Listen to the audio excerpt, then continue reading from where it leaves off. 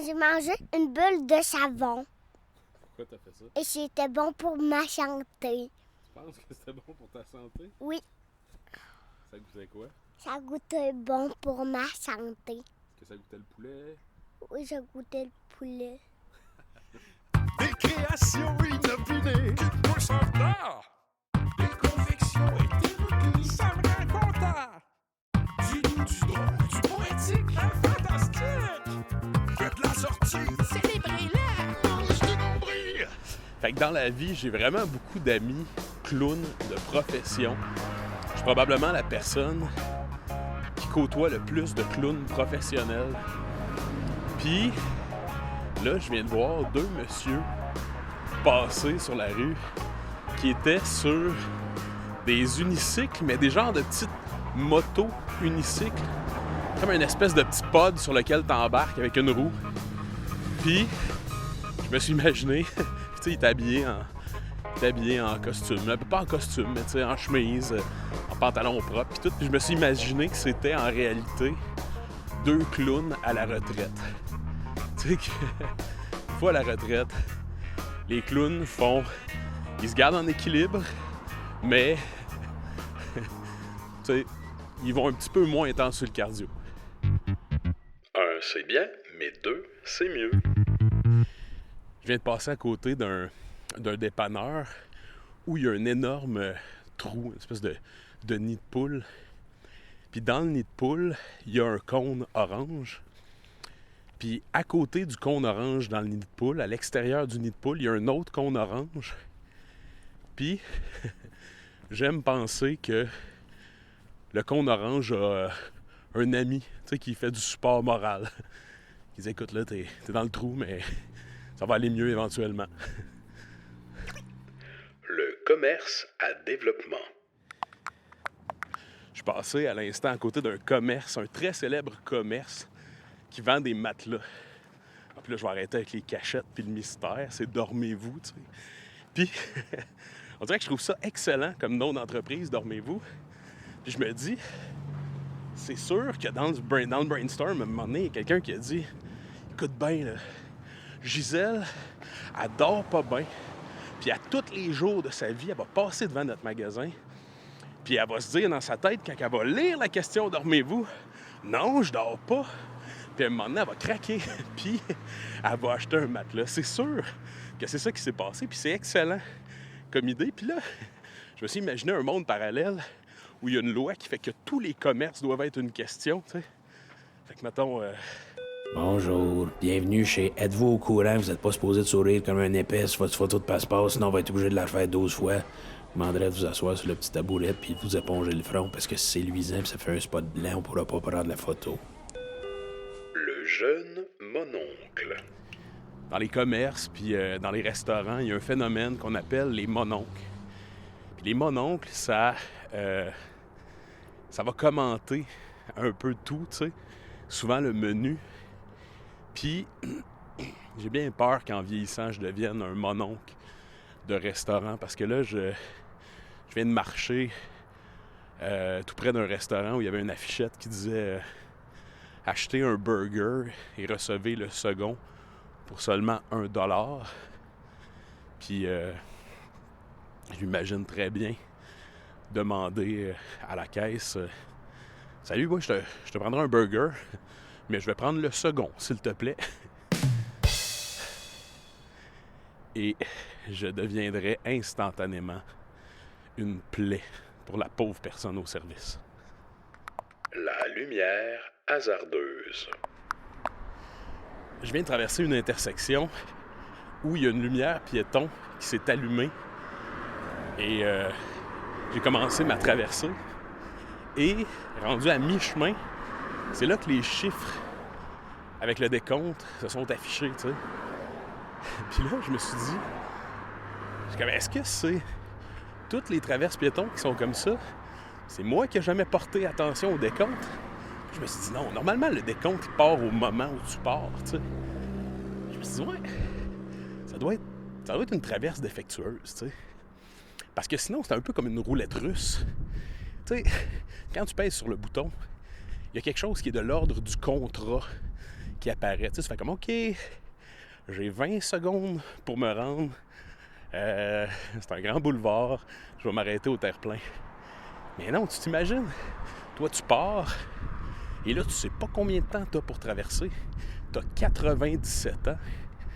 C'est la folie furieuse. Le vrai marin. Je viens de voir un monsieur qui marchait sur la rue. Puis, il avait un petit chapeau de capitaine. Et il ressemblait vraiment à l'image que je me fais de Popeye, le vrai marin. Et puis tu sais, il était habillé comme Popeye. Il ressemblait comme 2 gouttes d'eau. Et le monsieur tenait dans ses mains 2 petits pots avec de la verdure dedans, tu sais. Puis je peux pas dire hors de tout doute que c'était des épinards, mais je suis pas mal sûr que c'était des épinards dans ces petits pots. Fait que à Trois-Rivières, il y a un port, il y a des bateaux. Je pense que Popeye habite à Trois-Rivières. Le camion. Il y a un gros camion qui nettoie les rues qui vient de me passer, tu sais. Mais ce camion-là qui est supposé de nettoyer les rues était complètement poussiéreux. Tu sais, il se promenait avec ses 2 petites... ces espèces de 2 petites vadrouilles sur le côté, mais on dirait qu'il était imbibé d'un nuage de poussière. Vraiment, il est dû pour être lavé. Il m'a fait penser, je sais pas si on a des fans de Snoopy dans la place, mais c'est-tu Linus? Celui qui avait toujours un nuage de poussière. Bref, le camion nettoyeur qui était pas tout à fait propre. Le gazon toujours plus vert. Je viens de passer devant quelqu'un qui tondait un grand étendue de gazon, tu sais. On est encore en mai et c'est l'époque où il y a beaucoup de pissenlits, tu sais. Puis les pissenlits, on dirait ce qu'on voudra, c'est vraiment excellent pour les petits pollinisateurs. C'est dans les premières fleurs à éclore. Puis on se fait même encourager, tu sais, avec la ville à pas tondre tout de suite pour donner une chance à la biodiversité, tu sais. Puis même après ça, moi, c'est de quoi tondre le gazon, c'est quelque chose qui me fâche, tu sais, parce que il y a tellement de belles choses dans un gazon qu'on laisse aller un petit peu. Il y a toutes sortes de fleurs qui se mettent à pousser. Puis moi, à chaque fois que je tonds le gazon, j'ai l'impression de briser des petits habitats, tu sais. Parce qu'il y a toutes sortes d'affaires qui poussent, là. Il y a des petites feuilles en forme de parapluie. Et j'ai l'impression comme de faire une razzia dans un livre du conte des jolis bois de mon enfance. Fait que ça me fâche toujours un petit peu. Puis, moi, ce que j'aimerais, là, c'est qu'on se dote collectivement, là, dans chacune des villes, qu'on achète 10 chèvres. Des chèvres bien dressées, là, tu sais, puis qu'on les laisse en liberté. Puis qu'ils fassent leur job de chèvre, tu sais. Ils broutent de l'herbe, mais pas trop. Fait qu'on coupe sur le gaz des tondeuses. Puis, pour notre santé mentale, ben, ça serait fabuleux. Je sais, là, certains vont me dire « Ouais, OK, mais les chèvres, ils feraient un peu n'importe quoi. » C'est correct, on engagerait aussi des chiens de berger, qu'on lâcherait lousse aussi, tu sais. Là, j'en entends qui disent « Ouais, des chiens de berger, tu sais. » On engagerait des maîtres chiens qu'on lâcherait lousse aussi, tu sais. Mais si toute cette gang-là était lousse, et louche peut-être un peu dans la ville, je pense que le monde s'en porterait mieux. On était capable, on a eu des vaches en liberté à Saint-Séverin, c'est ça? Saint-Sévère? Je pense que le monde est mûr pour des chèvres en liberté. C'est drôle, les chèvres, quand ça a peur, ça fige, puis ça tombe par terre. Comme si c'était un arbre, tu sais, ça fait « pompe ». Ben, c'est drôle, en même temps, c'est pas drôle, là. Peut-être que pour eux, c'est des petites tragédies. Bref, moins de tondeuses, plus de chèvres. Je me présente en politique. L'alphabet. Je viens de passer devant un poteau électrique avec 3 petites affichettes, une à côté de l'autre. Une qui dit A, l'autre qui dit B, puis l'autre qui dit C. C'est un petit carré jaune. Puis bon, là, j'imagine que ça doit être des sortes de fils ou des sortes de courants. Mais moi, la vraie question que je me pose, c'est à combien de personnes ces affiches-là ont causé une chanson de l'alphabet instantanément, tu sais. J'ai regardé ça, je me suis mis à chanter. Je me demande, il y a combien d'autres personnes qui ont fait ça aussi. Peut-être que ça se peut que ça soit personne. Mais si c'est votre cas, écrivez-moi dans les commentaires, puis je vais partir un groupe de support. A, B, C, D, E, F, G, H, I, J, K, L, M, N, O, P. L'enfant muffin. De manière générale, Arthur est un petit bonhomme qui est assez calme. Mais quand il est fatigué, il devient un tout autre petit être humain. Tu sais, quand il est fatigué, il est un peu comme le gars dans la pub de Snickers qui n'a pas eu sa Snickers. Un peu comme un gremlin qui aurait bu un grand verre d'eau. Il n'est plus tout à fait lui-même. Puis, quand on a remarqué ça, il a fallu qu'on explique à son grand frère, Théo, qu'est-ce qui se passait avec Arthur, tu sais, pour pas que lui-même, ça le désorganise. T'sais, il a fallu qu'on dise, ben écoute, quand ton frère est fatigué, il est un peu plus irritable, puis il va être un peu plus grognon, puis ça se peut, tu sais. Mais juste de le nommer, on dirait que ça a aidé Théo à comprendre ce qui se passait. Puis pour nommer ça, on a trouvé un nom de code. On a dit Arthur, au lieu de dire Arthur est fatigué, on dit Arthur il est un peu muffin. Parce que on écoute une émission de télé qui s'appelle Bluey. Puis dans Bluey, il y a un personnage qui est un petit peu tannant, qui s'appelle Muffin. Fait que Théo, des fois, quand il remarque que son frère est fatigué, il vient vers nous, puis de manière complice, il dit « Papa, maman, je pense qu'Arthur est un petit peu muffin. » Fait qu'on a fait ça dans les derniers mois, puis c'est ça. Ça l'a aidé à comprendre ce qui se passait, puis à pas trop être en réaction quand son frère est fatigué, puis qu'il se désorganise un peu. Puis là, à un moment donné, Arthur a compris le nom de code, puis il a compris aussi qu'on le comparait à Muffin, ce personnage un peu coquin. Fait que, il a pas aimé ça quand il a compris. Puis il s'est affirmé, puis il a dit « Je suis pas Muffin! » Et puis là, Théo, qui avait pris l'habitude de le nommer Muffin, n'a pas arrêté tout de suite de le dire. Ce qui fait que là, Arthur est tanné. Là. Tu sais, si on dit Muffin, ça le fâche. Fait que cette semaine, en matinée, Arthur avait sûrement un petit résiduel de fatigue. Et Théo vient me voir et il dit « Papa, Arthur, il est muffin. » Et là, au même moment, Arthur, qui était pas très loin, s'approche. Puis il dit « Quoi? » Et là, moi, je regarde Arthur et du tac au tac, je dis « Ah, il n'y a rien, chérie. Ton frère disait qu'il t'aime beaucoup. » Et là, Arthur a dit « Ah! » tout content.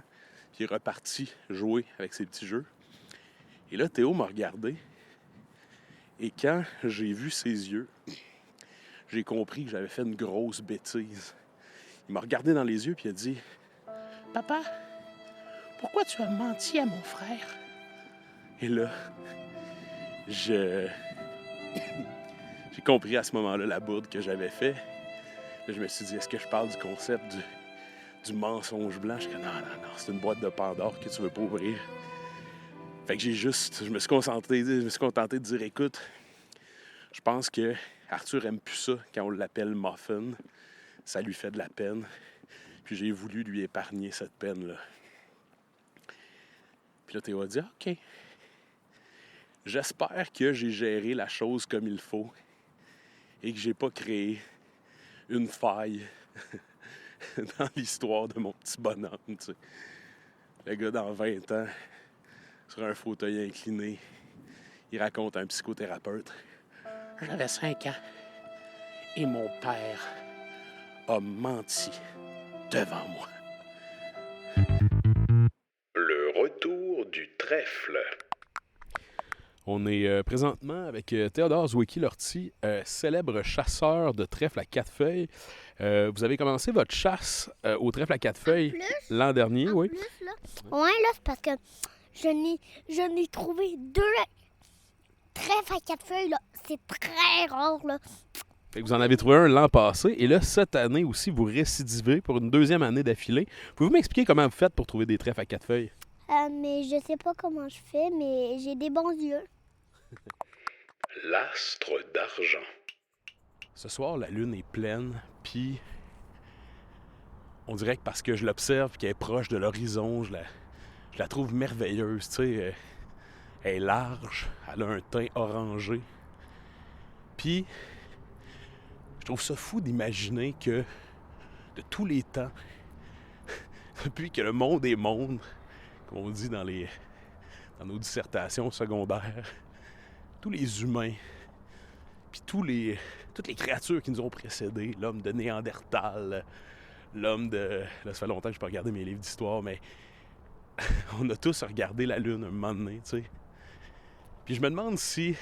Parce que moi, je le vois très bien, le visage dans la Lune, tu sais, je peux l'imaginer. Puis je me demande si c'est de tous les temps aussi que l'humain a imaginé une face dans la Lune. Puis je trouve ça beau, tu sais, que la Lune a sûrement été la témoin d'un paquet de réflexions des humains, tu sais. Puis qu'elle nous a précédés, elle va nous succéder. Je trouve ça beau, tu sais. Je me demande si, sur d'autres planètes, dans des univers très éloignés, il y a d'autres bestioles comme nous autres, des dérivés de singes, mais cosmiques, tu sais, qui regardent en l'air, puis qui voient des affaires qui brillent, puis qui trouvent ça beau. Moi, je trouve ça beau. La borne et la bête. Fait que je viens de passer à côté d'une borne fontaine où quelqu'un a laissé une paire de lunettes perdues. Donc, la paire de lunettes, c'est des lunettes... tu sais, des lunettes qu'on dit un peu en forme de chat, là. Puis, elles ont été déposées sur le dessus de la borne fontaine, ce qui donne vraiment l'impression que c'est un personnage qui aurait pu jouer dans La Belle et la Bête. Et là, je me dis, si ce personnage-là rejoignait le film de La Belle et la Bête, tu sais, dans La Belle et la Bête, là, c'est des tasses puis des théières qui jasent puis qui ont du fun puis des commodes puis des chandeliers. Mais t'imagines si une borne fontaine venait raconter son histoire? Hey, mais franchement, vous êtes vraiment une belle gang, là. Ça me rend tellement content de vous avoir découvert. Hey, mais vous me disiez que votre boss, c'était pas un humain. Non, c'est un genre de... On l'appelle bête. C'est une espèce de gros chien. Un gros quoi?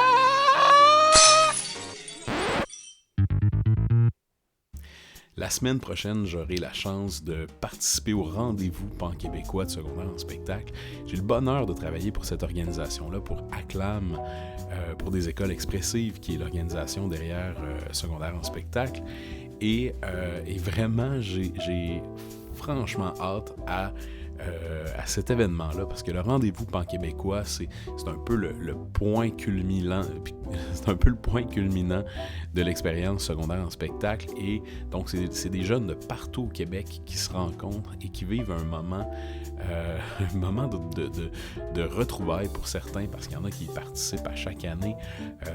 Entre autres, il y a les finalistes de l'ensemble des finales régionales qui se retrouvent. Il y a aussi beaucoup de participants libres d'un peu partout au Québec, et les jeunes ont accès à des ateliers, ils ont accès à de la formation, ils ont accès à des séances de questions-réponses avec des artistes, et donc je suis extrêmement emballé à l'idée de vivre ça dans quelques jours. Et ce qui est merveilleux, dans le cadre de mon travail, je le vis aussi avec un autre événement qu'on organise qui s'appelle le Rendez-vous improvincial. Je suis toujours ébloui par par l'optimisme des jeunes, par leur intelligence, par leur curiosité. Et j'avais envie de terminer l'épisode d'aujourd'hui avec ça. C'est Secondaire en spectacle cette année fête ses 30 ans. On a eu 208 000 jeunes qui ont participé à Secondaire en spectacle depuis la création de l'événement. Et ça change littéralement des vies. Dans mon cas, ça a changé ma vie de participer à Secondaire en spectacle. Ça a été une première expérience de scène et pour moi, ça a été fondateur. Et je me permets de prendre ma tribune sur mon podcast pour vous inviter, si ce n'est pas déjà fait, à aller jeter un petit coup d'œil sur le site d'Acclam pour des écoles expressives. Donc, on a une campagne en ce moment qui est en cours pour permettre encore 30 ans, encore au moins 30 ans de secondaire en spectacle. Donc, si ce n'est pas fait, je vous invite à aller jeter un petit coup d'œil. On a aussi une boutique pour l'occasion, donc vous avez la possibilité de choisir de très jolis vêtements aux couleurs de secondaire en spectacle. Donc, si vous avez le programme tatoué sur le cœur, je vous invite à y aller. Pour les nostalgiques, à l'époque, il y avait un chien sur les affiches. On disait des chiots qui ont du mordant.